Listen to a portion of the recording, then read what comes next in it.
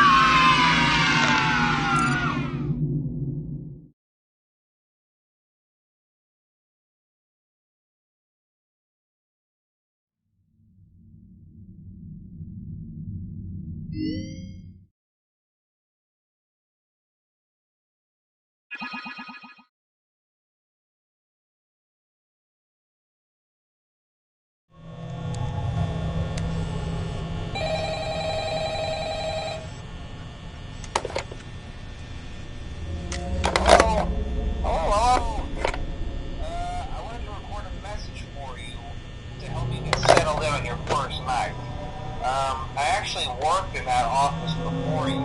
I'm finishing up my last week now, as a matter of fact. So I know it can be a bit overwhelming, but I'm here to tell you there's nothing to worry about.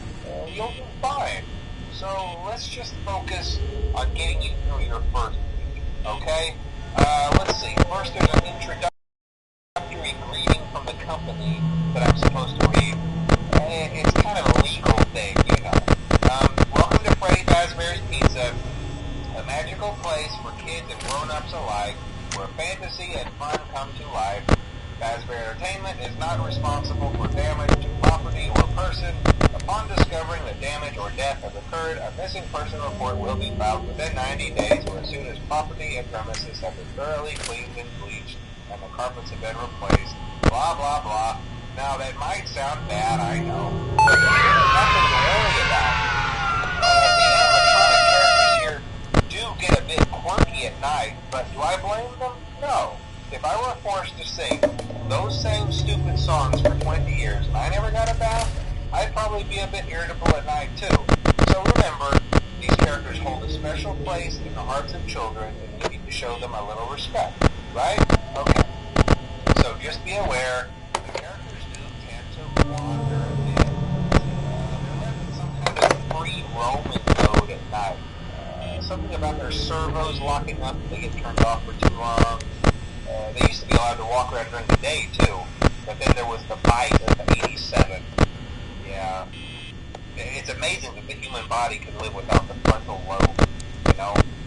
Now, concerning your safety, the only real risk to you as a night watchman here, if any, is the fact that these characters, if they happen to see you after hours, probably won't recognize you as a person. They'll most likely see you as a metal endoskeleton without its costume on.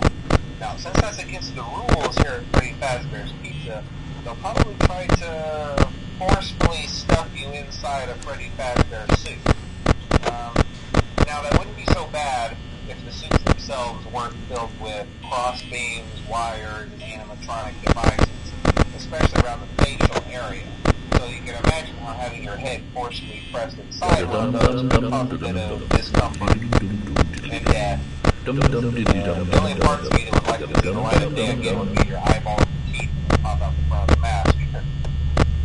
Yeah, they don't tell you these things when you sign up. But hey, first day should be a breeze. I'll chat with you tomorrow. Check those cameras and remember to close the doors only if absolutely necessary. Gotta conserve power. Alright, good night.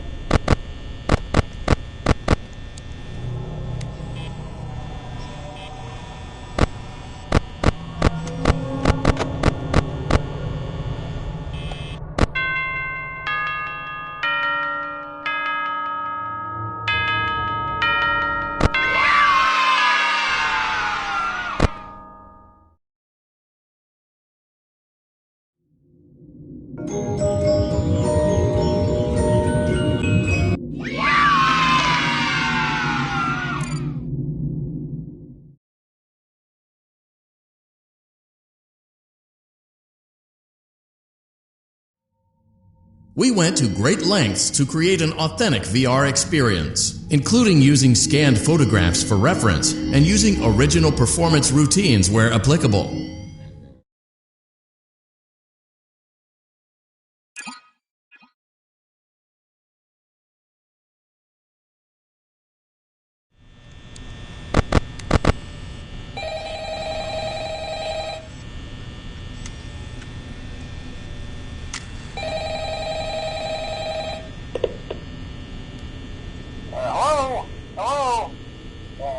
Well, if you're hearing this and you made it to day 2, congrats. I won't talk quite as long this time since Freddie and his friends tend to become more active as the week progresses. It might be a good idea to peek at those cameras while I talk, just to make sure everyone's in their proper place, you know. Interestingly enough, Freddie himself doesn't come off stage very often. I've heard he becomes a lot more active in the dark, though, so hey, I guess that's one more reason not to run out of power, right? I also want to emphasize the importance of using your door lights. There are blind spots in your camera view, and those blind spots happen to be right outside your doors. So if you can't find something or someone on your cameras, be sure to check the door light. You might only have a few seconds to react. Not that you would be in any danger, of course. I'm not implying that.